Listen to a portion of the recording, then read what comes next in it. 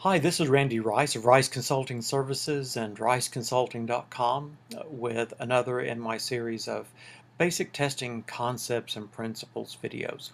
So in this short video, I just kind of want to go over some of the basics of the V diagram or the V model, as maybe you've heard it called. First thing I'll say is that there's, I don't know how many different versions of the V model out there.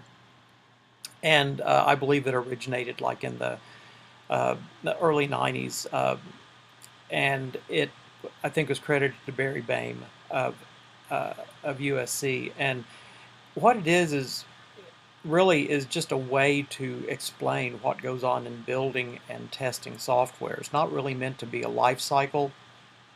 It does kind of have a sequential feel to it, but at the same time, you can do the processing steps in the V diagram in iterations. You can do them in parallel. Uh, it really doesn't matter how you choose to implement it.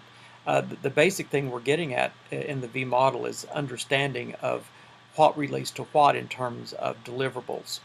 And so the way the V kind of goes, just to unpack it real quickly here, is you start out up at the upper left-hand corner with a business need. And from that business need, a set of requirements are defined, even if they're raw requirements or user stories, whatever you want to call these. It's the expression of this business need in such a way that the software shall do this, the user must do this kind of thing. Basically, a set of imperatives and business rules that reflect this business need. From that, this defines the what is needed. Then the system design is created and how the implementation will occur. So this design should reflect the requirements, which reflects the business need. It's important to note here, though, that there's no real requirement that every step gets put in place before you can go to the next one. Once again, this is more like relating the work products to testing. And so when we talk about the basis of testing, what we're talking about are many of the things that are created over here on the left-hand side of the V. And then you get to code step, which is where you're implementing the design, which is a reflection of the requirements, which is a reflection of the business need.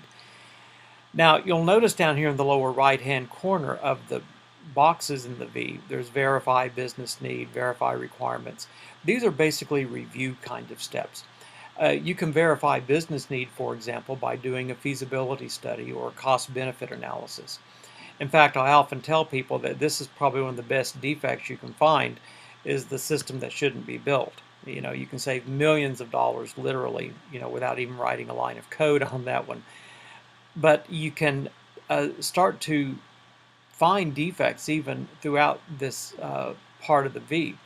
And I've labeled this verification because typically what verification is making a judgment of the correctness of something based on something you've already created in the project itself. It's not an executed thing. It's not a real world thing. It's kind of like making the judgment on a yardstick that you've created. On the right-hand side of the V, we see the test activities: unit, integration, system, and acceptance test. And you see that they have arrows that point back over to the left-hand side. And the three levels on the bottom, the unit, integration, and system test, and please once again understand that my version of the V I'm showing here may differ from one or others that you've seen, but I have reasons for showing it the way that I do. These are all verification kind of things. Once again, I'm determining the correctness based on something that I developed in this project. So a system test is verifying requirements. And once again, that's something that we developed based on the business need. We get up to acceptance test, and now we're not validating requirements, we're validating business need. It's a real-world test. It's testing against business processes that are performed in the real world. And you'll see also on the bottom right-hand corner of these boxes, you'll see validate business need, verify requirements, verify design, and verify code. So what goes on over here on the right-hand side is mainly verification with a little validation at the top of the acceptance test part of the V. So one other thing we haven't talked about is you'll notice this other arrow going over to from the left to the right, talking about planning. There are things that you create on the left-hand side of the V early on that can be used for some early planning of the things on the right-hand side of the V. Take, for example, acceptance criteria.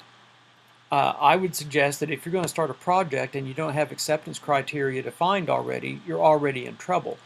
So this acceptance criteria defined in the business need could very well be the same acceptance criteria you have in your acceptance planning.